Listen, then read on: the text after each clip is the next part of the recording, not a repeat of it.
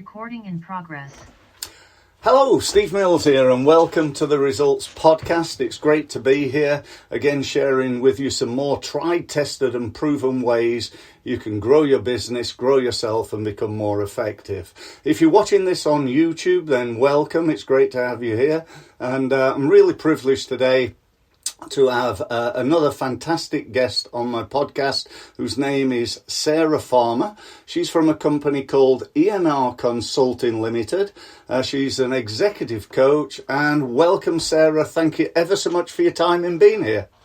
It's an absolute pleasure. Thank you for having me, and I'm honoured to be asked. Well, that's great to hear. Thank you. So why don't we kick off? Just tell people a little bit more about you and what you do, please.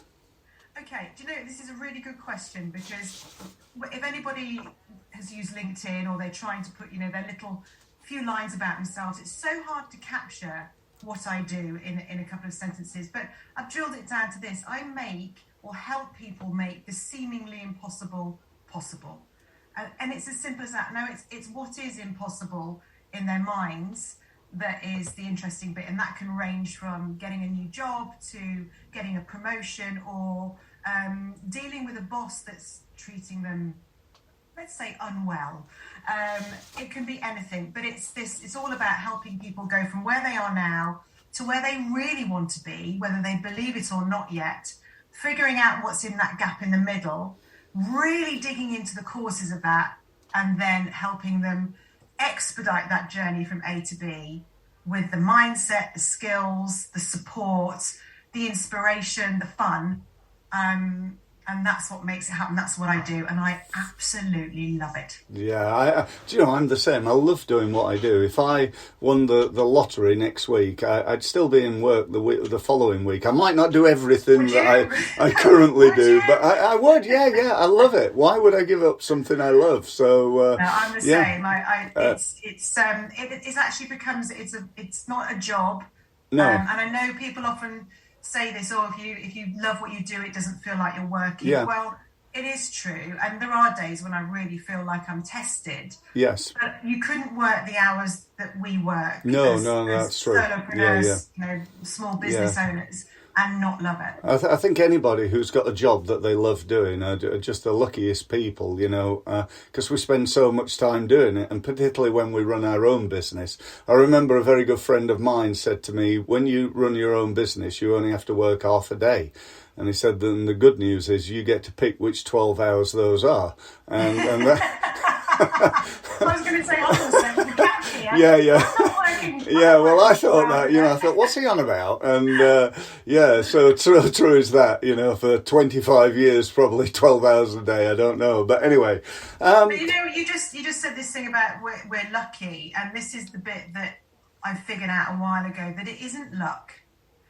It's actually, you decide, you make it happen. Yeah. And a lot of people that I see are feeling unlucky.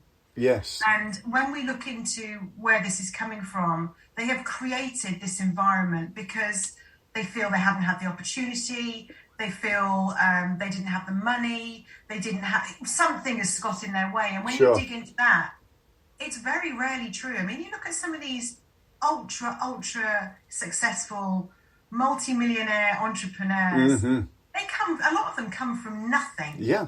And they have found a way. And no education, no university, no money, and often they've failed, time and time again.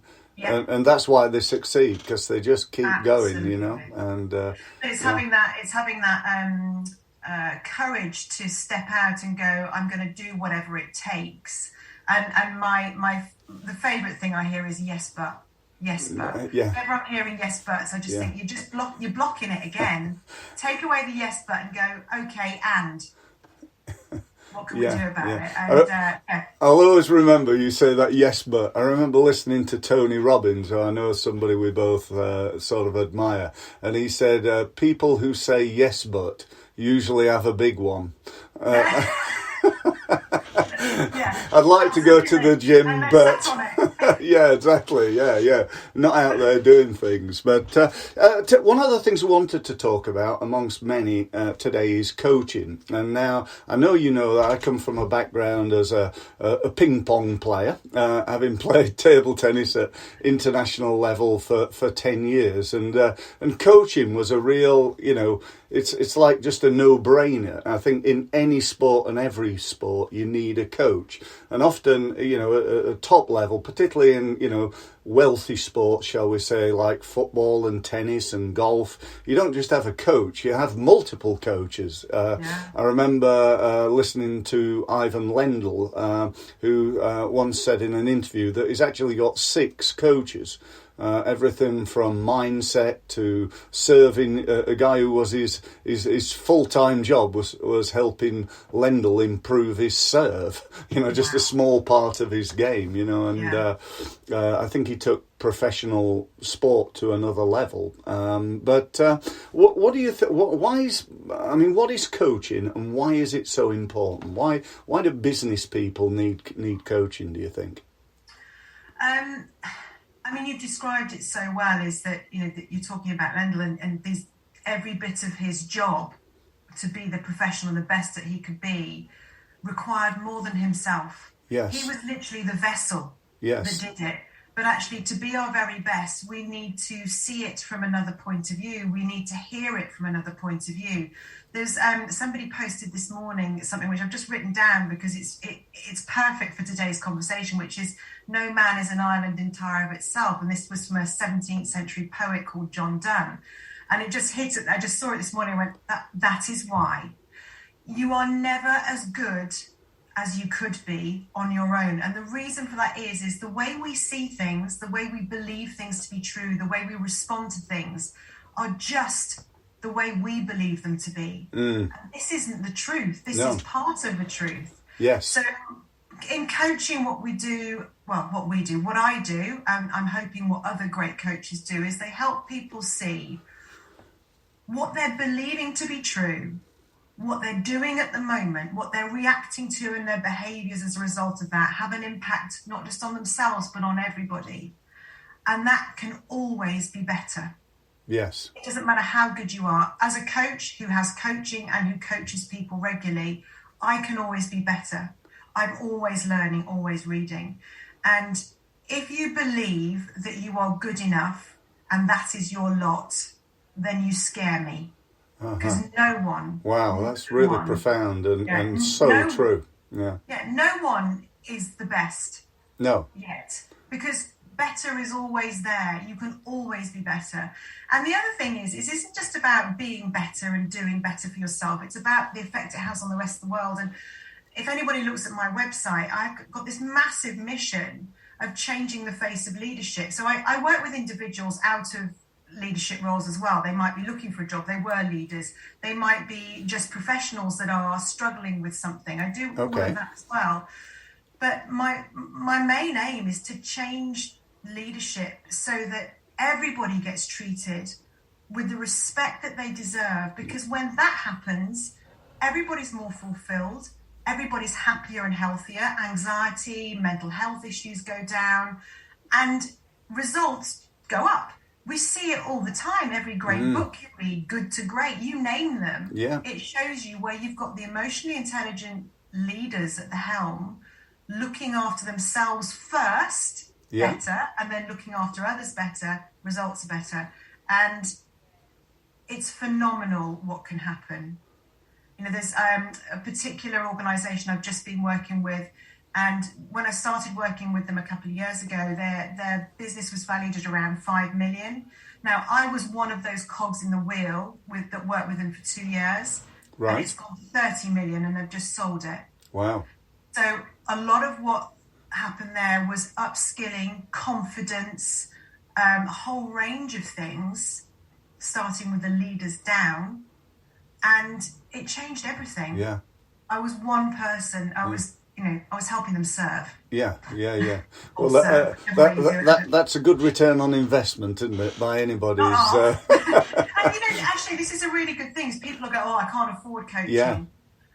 You it's can't such, afford not to, in a way, can you? yeah, I mean, I couldn't afford when COVID hit and all my work stopped because everyone just stopped because we were all in fear. Yeah, I suddenly had no money coming in, and I'm a pretty good spender, so I hadn't got any reserve. And I had to go on a course that was going to cost. I didn't have to. I wanted to go on a course that was going to cost me £2,000. I found the money. It changed everything. Yeah. It was worth every penny. And I see people go, "Oh, you charge how much? Oh no, I can't afford that." yeah. We're never going to. No, You no. were never ready. It's funny, isn't it? People are willing to invest in cars and holidays and clothes and you name it, and yet so many people will not invest in themselves. Ultimately, that's what they're investing in, and whether that's just a few £100 to go on a training course or a more in-depth program. I like you have spent many thousands of pounds. I've worked it out, and it's quite scary that it must be somewhere in the region of £150,000 that I've spent over the last 25 years, which is, just mind-bogglingly. Well, it is mind-blowing. And I remember when we first met, I remember you saying this to me, and I got off the call after that thinking, how much have I spent? Yeah. And I worked it out, and it's around that figure. Yeah. When you look at everything over the last 20, 30 years that you've invested in. Yeah. And not all of that I've had to pay for myself. This is the other thing, is that a lot of the leaders I work for who are in situ will go, well, I'll see if my boss will pay for that. Yes. I'll see if Yeah. And I just say, you're not ready then. No. Because if you're waiting for someone else to pay for this, yes. what does that tell you about what you believe about yourself, your worth, your desire, and your commitment to it? So I will push back at that point and say, when you're ready to pay for this, I don't care who pays for it, but when you're ready to commit to pay for it yourself, wherever the money comes from, then I'm ready to work with you. Yeah. I always remember a very good friend of mine called Peter Thompson, who said that when he first started off, he used to charge sort of £300-400 a day as a consultant and an advisor. And what used to happen is people would hire him for a couple of months, and then at the end of that, they'd say, "Oh no, this is not working," and sack him basically. Now he said he charges £5,000 a day, and they take what notice of what he said, and it works, and he does it because when he was charging £200-300 a day, they just paid it and didn't do anything. It's too easy. I think that's what a coach does as well, isn't it? As well as the advice, it's just one of the things that the feedback that I get is that I was talking to a client the other day, and they said that that they were up until 2:00 in the morning trying to get something finished because they had a meeting with me for the following day, and they knew that I'd be giving them a hard time if they didn't do it. I mean, I felt a bit harsh about that, but it was a good thing because they did their stuff. Yeah, absolutely. And there's something to be said. There's one of the courses I went on a while ago was it was about how to. It wasn't just about this, but there was a constant message of raise your prices. Yeah. And there were some people on there who'd never coached before in their lives, and they were somehow charging, I don't know, 500, 600 quid per session. Mm-hmm. The thing is, that won't last because you can only charge that sort of money if you deliver the goods. So yes, it helps people buy into you and they think, God, you're serious, and you only get the serious people. But if you haven't got the skills and the knowledge and the experience and the proof to back that up, you are going to fall flat on your face. So my theory is start at a reasonable level to grow your business. Yes. And then when you've got your stripes, then you can earn the money that you deserve. But for me, I know we need to earn money to live, but to me, money is a side effect of what I do. Yes. Yeah. And if people are thrilled, their lives are changed, they are doing things they never thought possible, that feeling, I can feel it now, that feeling, you can't put money on that. and thank you for paying me. You know, that's nice. That's happened. Yes, But yeah. the feeling you cannot pay for. Yes, I agree totally. And of course, it's not just about me; it's about their feeling as well. But it's yeah, nice when you feel like this. But it's such a great feeling, isn't it, when you hear people saying, you know, that your work has had this profound effect on them. You know, for me, it's, you know, it's often about, you know, improving sales and marketing and growing their business, which I know is you ultimately, because you know, if they become better leaders and better at running and managing their business, then that is a consequence of it. And your example of growing from 2 to 30 million is a phenomenal achievement, you know, that you were a key part in, you know. So it was 5 to 30, but who cares? Oh, sorry. Okay. Well, I mean, who cares? When Yeah, you get well. to 30, who gives a damn? Yeah, exactly. And you know, with the I used to do a huge amount of training and less coaching. I switched it round because the two go very well together. When people take your courses, if the leader of the organisation isn't following that up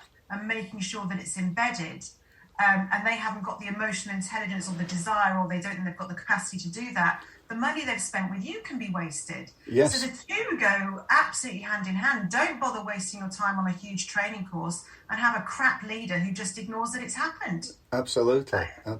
You might as well go and buy a car, which is fun, yeah. obviously, but it's not going to help your business. Not really, no. I remember listening, are you aware of a book called The E-Myth by Michael Gerber? Do you know of that book? But I like the sound of it. Yeah. The entrepreneurial myth. Okay. Gerber says that people who go into business, they're going because they want to be entrepreneurs, they want to run their own business. Yeah. He says it's actually a myth, they're not. He calls it they're technicians suffering from an entrepreneurial seizure. That's what he says, which I'm not quite sure what one of those is. But he says basically they're technicians. And so what he meant by that is that they're good at doing the work of the business. So typically a garage mechanic opens their own garage, a hairdresser opens their own hair salon, an accountant opens an accountancy practice and so on, believing that because they're a good technician, they're good at doing the work, you know, they're a good accountant or hairdresser, that they can run a business that does that work. And as Gerber says, it's simply not true. Because they don't know about marketing and selling and HR and management and leadership and finance and, you know, debt collection, and, you know, I could go on and on and on. They're not experts in all those things, and it's a great way of looking at it, I think, and I think it's so true. You know, it really is true, and I mean, the thing is, when you start out, you have to earn enough money in your head to be able to pay for some of these things to be done. Sure. But then if you keep waiting for that to happen, you're so busy doing the stuff that you hate.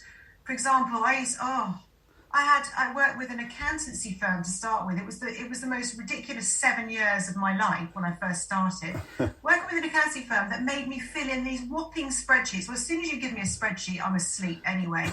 Keeping track of everything I'd spent, what it was for. And I didn't ever revolutionise that process until 7 years into my business, which was literally a few months ago. And it's changed I now use Invoice2Go. I now have a virtual assistant who's actually my operations manager. She's amazing. And so now I invest in different things so I can spend my time on the things I am good at, which is helping people achieve what they think is impossible. Yeah. But but if you're busy doing your bookkeeping and invoicing and I mean, listen, if you are a bookkeeper and you're doing those, I agree. It's not my bag, and you would probably hate coaching. But you know, we've got to use our time wisely to be an entrepreneur. And anybody who goes in, and I think actually with the impact of the pandemic, so many people have become entrepreneurs or set up their own business. And I wonder how long it will take for that. Oh, this is really easy. You have all the time off in the world. You can take holidays when you want. Feeling actually goes.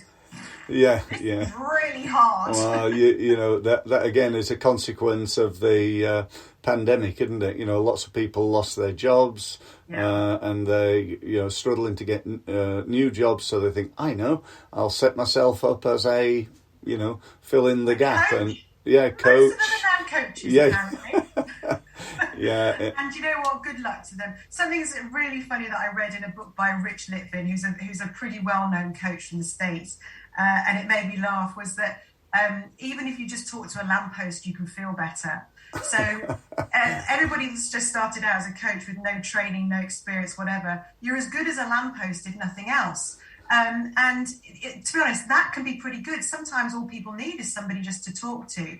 But if you want life changing, you've got to know your onions. You've got to know what you're doing. yeah. And the impact of coaching has been proven to be up to around a 45% increase in productivity, whatever that means to you. So it could be you're looking for a new job. If you reduce the time to get that by 45%, what would that mean? If you reduce the number of interviews you went to by 45%, if you could improve your the way that your business is running and operating by 45%, how many millions would that make? It's incredible the difference between a good, a coach and a really good coach who knows stuff and has got proof that it's good, but it can be really, really good. Yeah. Makes a big difference. Yeah, I agree totally, and I think the same is true in the world of marketing. There are lots of marketing advisors out there as well, and marketing companies. And I've got a sign on my wall in my office, and it says, it's not that you're doing the wrong marketing. It's more likely you're doing the right marketing in the wrong way. And, I think that's really true of most businesses. They do the right stuff. They know roughly what to do, but they don't really do it. You mentioned LinkedIn. That's a prime example. Most people are on LinkedIn, but most people, I'm going to say 99% of people, don't win any business from it. That's because they're doing the right marketing, but they're not doing it in the right way. Why is that? Well, they either don't do anything because they're too busy and don't have time, or they don't know what to do. And it's as simple as that. So that's another area that people need help in. Why would you know? Because you're an accountant. You've spent 20 years understanding how to do that. You haven't spent 20 years understanding how to do LinkedIn. Now, you don't need 20 years, but you need to have some training so you know and understand what to do. You really do. And something else that happened with the pandemic. So I spent my £2,000 on this one course. And then I spent another several £100 on learning how to use LinkedIn. I'd never used it before. I was a voyeur. Okay. I occasionally popped in. I had no idea how to use it. And I am getting better and better and better at it all the time. I would never teach anyone to do it. That's your bag. But I know how to do it for me. Yeah. And although we say it's because they're too busy and they don't know how to, what I found with my clients who I'm now encouraging to go on it is they're scared. Yeah. Because they don't know how to. Yeah. They're scared because they might be wrong, which means they've got self-limiting beliefs. Get a coach. They don't know how to. They come and see you, or whoever the coach or the trainer is going to be. But people that refuse to invest in themselves to understand how to use one of the most effective networking tools in the world right now for business, well, where's your head? What are you doing? Go and learn how to do it, because once you've learned how to do it, everything starts to change. But the biggest learning for me was to stop expecting business from it. I thought you went on it and you pitched for business. You don't. My mindset now is I'm just going to, because I can't, my diary is now full pretty much for the whole year. Right. Brilliant. Thank you. I'm really, really blessed. Yeah. It can change, who knows, but it's busy. But I can't now help more people more of the time unless I give it through another channel. LinkedIn is one of my channels where I now give. I teach. I help. And I don't expect anything in return because it makes me feel good, which is my return. What happens is people do get in touch and say really lovely things, or they ask you for help. And that's the way around it should be. Yeah, I agree totally. I think, in the modern world that we're living in, both pre and post pandemic, we really we need to demonstrate our expertise, I think, because it is so competitive. There are so many people out there. You know, back when I was a younger man, you know, I had 3 choices of ice cream. You know, now I've got, heaven knows, probably 200. You know, Ben and Jerry's and Haagen-Dazs. Why has rum and raisin become a thing? I mean, who wants that? Sorry. So we got so much choice in virtually everything that we do. And, you know, I think because of that, we need to be, you know, certainly different in what we offer. And, you know, we need to stand out from the competition, you know, and that's so important in doing so. And not be scared of giving stuff away. Yeah, absolutely. Because I can give stuff away all the time, but I know that the real changes that happen with a coach happen when you are with the coach. Yes. It's not what you learn or what you read. That's enough for some people, but it's not enough. It's not watching a few, you know, YouTube videos and thinking that you know how to do something. You need that. You need that coaching. Yeah. So what are the, you know, I don't know, 3 or 4 biggest mistakes that you find that, you know, working with people that they're making, be that in leadership or, you know, in business generally? Mm-hmm. The biggest one? Well, there's 2, okay? Because I look at things from 2 camps. One is I work with some really strong-minded, ego-driven leaders who think they're right. That's the first mistake, is they think they're right. Yeah. And what's fascinating about these ones is some of them absolutely genuinely believe they're right. But when you dig down a little deeper, there's usually a fear there that, what if I'm not right? Okay. Then what does that say about me? So the first thing is you're not right. And if you're not right, that means someone else might be, which means you need to listen and ask and listen and not be afraid to get it wrong. Okay. So that's a biggie. The other one is believing that you're the only person that suffers with imposter syndrome. I don't know many people that don't at some stage. And there's an interesting balance between imposter syndrome and having a humbleness about you. So with clients that come in and they are beyond humble, they are so down on themselves that I can't, I shouldn't, I wouldn't, I'm no good.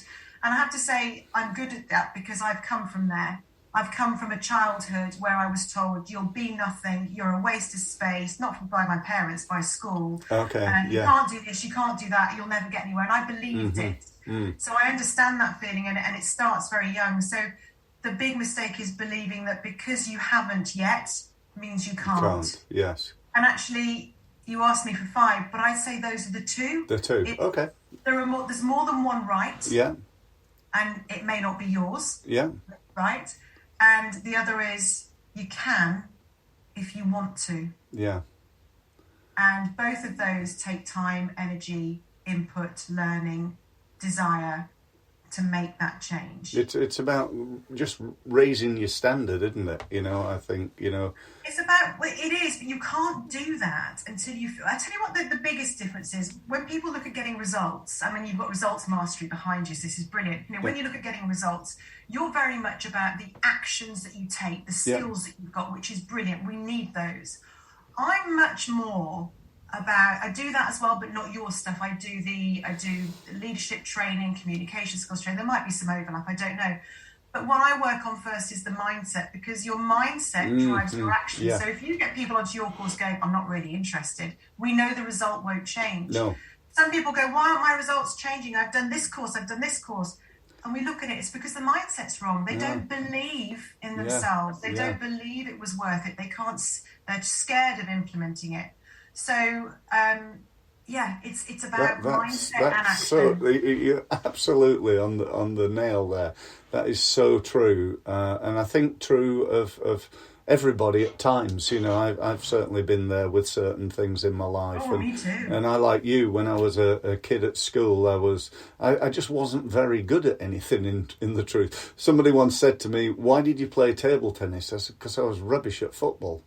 You know, that's the truth. It was the only thing I was any good at. I tried that. I mean, I wasn't the academic. I couldn't be as clever as my sister. No. So I was good at playing the fool and being funny. Yeah. And I was Yeah. really good at that. Yeah. But that isn't going to get you very far. No. But clearly we've both Done all right. we've done all right. We have, yeah, indeed. So we're just about coming towards the end of the interview today. So Sarah, if people want to find out more about you and maybe work with you, or at least have a meeting to discuss it further, what would they need to do? What's the action to do? Okay, first of all, if you're not following me on LinkedIn, please do, because I give away loads of free stuff and knowledge and information and inspiring stories. So do that. So you can find me on LinkedIn. The other way to get in touch with me is via my website, which is www.emr-consulting.co.uk.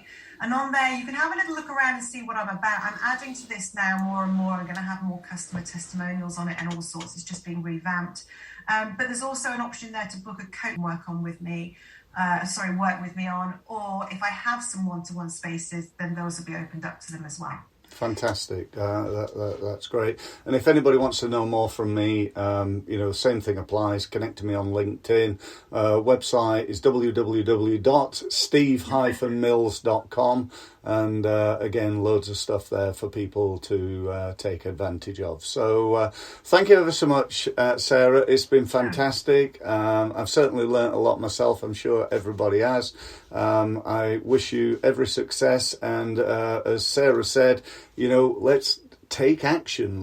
Get yourself a coach. If it's something Sarah can help you with, fantastic. If it's more sales and marketing, get in touch with me. But if it's not either of us two, just find somebody else. Find somebody to help you. Yeah, absolutely. So that's it. Thank you ever so much again. Thank you. Thank you for having me. Speak to you all again soon. Thanks, Sarah. Thank you. Recording stop.